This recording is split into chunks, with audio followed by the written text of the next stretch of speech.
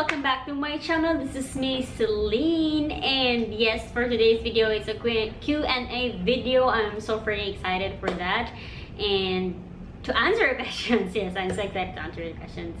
I will film a Q&A video, ask me anything. So I will try to answer everything because I don't want this video to be like until tomorrow. So I will try to answer, and this scares me. Like, I was like reading it and I was like, oh my god, is it ready to answer that question? But okay, I'm gonna do all my best. So yes, okay? Let's go to the first question from Donabel Faye. Donabel Faye, yeah, hi Donabel, Donna, I missed you. Okay, said, hi Ate Dar, nganong idol man jud kayo ta ka? Maski unsaon di jud ko mabong sa imong mga kanta. Kanos pa man ta magkita balik?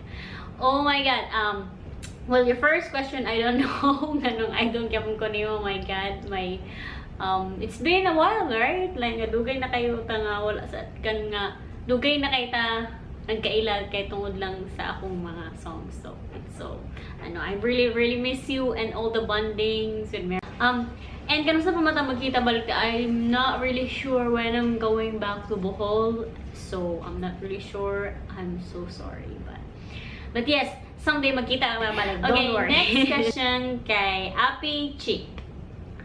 Hi there, nganong di man jud na ko maabtan yung mga gigs or show or performance sa inyo og kadaulin ako. I wanna see you perform live. I'm a fan. Yeah, I'm really sorry. I rarely go home sa akong province kay sa wala ko'y time and busy. Like when I was in Philippines, I was working and I don't have so much time. And kung nako'y time, like maybe 5 to 1 week ra ko stay sa Hingoog. So I'm sorry nga dili ta kita, but yes, I'll be back in Hingoog. I'm really sure because my parents are there, and I'm going back there, I promise, but not right now because first I'm traveling. I've been traveling since April, and my visa got approved, so I'm going to Australia, and I'll be like so dugay pa in Australia. So really, I don't. Okay, next question from Leslie Ann. Hello Ate Dar, nganong wa pa man in town ka kauyab ti oy unsay rason? Well, collect and select. No, joke lang. If you're asking me, charot. If you're asking me, I actually have uyab. So naka-uyab, but we just don't express like charot. We just don't show off sa social media and everything, and because he wants his privacy as well. So I don't really like. Di sa gusto nga kung kanang pilito na ko siya nga mag-post or whatever among relationship nga di siya gusto. So just like my life is so public already, like everyone like, yeah, so public na, and then I want some privacy in my life as well. So. Okay, next question from Mary Ann Villador. Madapat nganong Diyosa kay ko? Yes, Diyosa kay ko, dili ka. Yeah, it's my best friend. Maybe she's just like whatever, Mary Ann. If you're watching this one, I miss you, charot. Next question from Maymar. Nganong cute kaayo ko? Why you freaking answer question about yourself? You're supposed to be asking me, charot. But yes, I'm cute. I know that. And this hair is falling. Wala natarong din ako pag hairstyle kasi I don't know. I'm just like si Ariana Grande. Like Ariana Grande is doing this hairstyle right now. That's why I'm doing this hairstyle. Whatever. Okay, next question from Emila Luster. Hi Emila, belated happy birthday. Kinsa imong crush sa high school, Tidar? Oh my god, my crush sa high school. Actually, dahil ko crush sa high school. And I don't remember their names. Actually, I don't remember their names. And I had this crush na nadyo ko kadumdum like crush kinaw siya, and then my classmate Renalyn, they're cousins, and so yung gisaba nga nakagusto ko, naka-crush ko. So kaning akong crush naghatag og gross ako, and then I was like, oh, and dagan kitaw like ooh, like the I can't forget that moment. I don't know why I'm telling this story. It's just asking about it. Okay, next question. Pilay typical budget every day sa Singapore. Okay, I'm in Singapore right now. Oh, that's the question from Pineapple watching Kuya Mark. Hi, Kuya Mark. So that question is really hard to answer. Charot. If you like, kung budget traveler ka, I think makasave naman ka sa Singapore. Kaya usually ang meal there is $5. Like $5 is, I don't know how much is $5. Let's check. So every meal here costs like $5. $5 is 190 pesos, 180 pesos, something like that. And muna imong magasto sa pagkaon lang every meal, so 3 times. So you have to spend like maybe less than 1,000 a day, including the transpo. But 1,000 is too much, but less but more than 500 per day. That's what you ever. So yung mga expenses sa adlaw. And if you wanna like well, Marina Bay, like all the attractions here are free. No, don't have to worry about that. But the thing is, kung gusto ka matug Universal Studio, then you have to pay like $70. Around like $70, yeah, I can't remember because I've been to Universal Studio. That's about 2,600 pesos for the Universal Studio. But you have to do it if you will visit here in Singapore. You have to do it because it's fun and it's fun. Yes, so yeah, at least more than 500 to less than 1,000 per day here in Singapore for a budget traveler. Not including the hotel accommodation. Like the whole hotel accommodation here is so expensive, guys. And you have to, like, if you really a budget, you have to stay in a dorm, which is, even the dorms are 500 pesos per night above. And shared na siya, but shared na tanan. Expensive here, but you get what you deserve. I don't know, but kanang deserving rasad nga mahal ni siya nga country because it's really a nice country, like very nice country. Like I am so blown away. I can't see that this is Asia at all. Like it's just so nice. Okay, next question is Ranyoa. Hi, DJ Ron! Hello! Anong komentaryo mo sa SONA ni Pres Duterte? I actually did not watch the SONA, but nakita na ko ang video niya katong iyang gipang confront niya ang mga realista. I don't know, I cannot say the word, I cannot talk. But yes, para sa ako, like, brave kayo atong president, and I don't understand nganong daghan gyapon kay tao di ganahan sa iya. Like, I maybe because bisag unsaon pa nato, bisag kinsa ba na ang presidente dira, guys, naadyo yung mga negative nga tao. And para sa ako, bisag kinsa siguro nga president, ang kailangan lang jud atong nasod is to be just like positive, and then be positive, and believe our president that he can do it. Well, it's impossible nga ma-perfect ang Pilipinas for 1 year. Like, what? Daily. Okay, but I'm just saying that like, I've been to other countries, and here in Singapore, like, it's really nice country, and people are so united. Like they have respect and discipline. Like, besides small things, like kung nasa pedestrian lane, like mo stop jud ang mga sakyanan kung nay magtabok por sa to. It doesn't happen like that, but it starts with us. Charot. Yeah, it starts with us, guys. Like, sige sa mga president, and you're not like a good citizen in the Philippines, then the Philippines will always be so let's stick together. I don't know what I'm saying. Okay, next question. Okay, Ate Darren, pwede po, from Paris, Iloki. I can't read. Okay.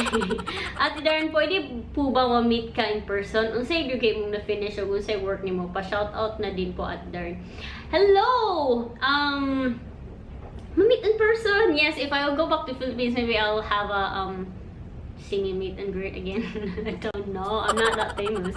But I really want to meet you guys, kanong mga tao dyan nga gusto kay ma-meet kanang gusto din nilang ma-meet ko, like I don't even deserve that nga kuan nga kanang nga dream nga ma-meet ko, but I want to meet you guys. Like I really want to hang out people who like who what we call this. I really want to meet people who likes me. Charot. Yes, I really want to meet you guys, kanang mga tao nga dili haters nga ganahan din sila sa akong mga songs, and kanang gusto na ko ma-meet pod ang mga tao nga ga-inspire sa ako. No. Yes. Nag-inspire ka. You're my inspiration. Okay, and then unsay degree mo na finish and unsay work nimo? Yes, wa ako nakahumanog any degree, guys. Yes, I have to say that because I was studying, and for some reason I got really sick.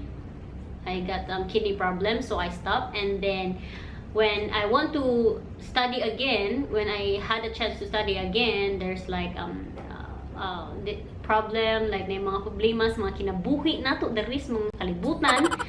So I stopped, and then I work instead, and I work as a executive assistant at Green Roof Advertising in Cebu.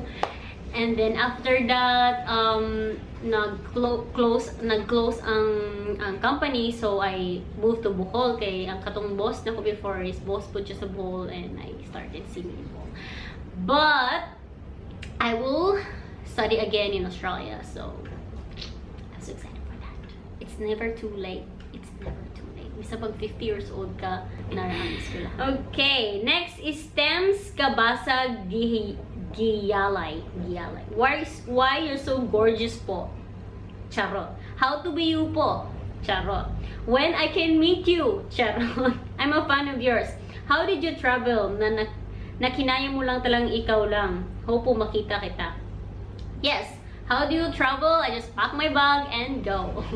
Yes, actually guys, it's just bravery, I think. Like brave enough lang kay ko nga mo travel the world bisag ako lang usa, like wala ko'y kahaglok, and like every time I go to somewhere, like I just think that it's adventure, and I get more excited every time nga moadto ko sa mga lain nga lugar. And ano lang, tiwala lang talaga sa sarili, guys. Kay it's not easy, like you're alone, and then you're in a strange place, and you don't know anyone, so it's really very dangerous as well. But you just believe in yourself and pray to God that sana makaya nimo na mag-travel, sana makaya. And then I'm actually, guys, when I was traveling, I had very good experience and bad as well. I'm just not sharing everything to social media because I'm not that kind of person. But maybe I'm a little bit kind of person, but I don't share anything. So yes, nasa yung mga bad nga nahitabo sa ako while I was traveling, and I don't want to talk about that because I don't want to cry. Now next is Angelo Cristobal. Tidar, dili ilisod mag-compose og kanta o kinsa imong uyab, bro? Why you always asking me about uyab? Actually, guys, pag compose og kanta, it's really hard if you're not inspired. Like, kung dili ka inspired, di jud ka kahimo. Like, I've tried that so many freaking times. Like, I wanna, like, example, Despacito. I really want to make a Bisaya version of Despacito, but I'm not inspired. Like, I don't have any subject, and I don't have any idea unsaon ako siya. And naluma na lang ang kanta, o yung ko nakawanhaw. So it's not really easy, guys. Like, siguro makaingon mo madaday na kay sanan, pero nasay kanang sometimes nga kanang dali ra kayo, as in karon maka-compose ko, then upload na yun, like just 5 minutes mahumanan ako siya. So na yung mga ina when you're really inspired. So I was inspired maybe. Okay, next is Kim Misu. Nganong gwapa man ka? Salamat, ma. Next, okay, Simuri Petrokov. Simonid Petrokov. I can't say the words. Okay, do you watch anime? No, I'm so sorry. But my brother, yes. Okay, guys, next question from August 14. Is that really your name? Okay. Kinsa imong crush sa local showbiz except Piolo? Akong crush is James Reid. Like, siya gid akong Filipino crush. Ah, James. Like, he's just so guapo, you know that? Like, pag stalk ganing mo niya, di ba guapo jud kay sa unsaon jud.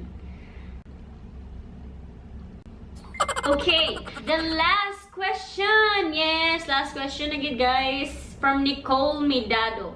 Celine Dion or Mariah Carey? It's always gonna be Celine Dion, guys. Because, like, she's my first love.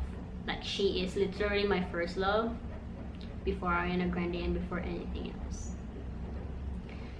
Every night in my dream. That's why my name is Celine. I see you, I feel you, that is how I know you.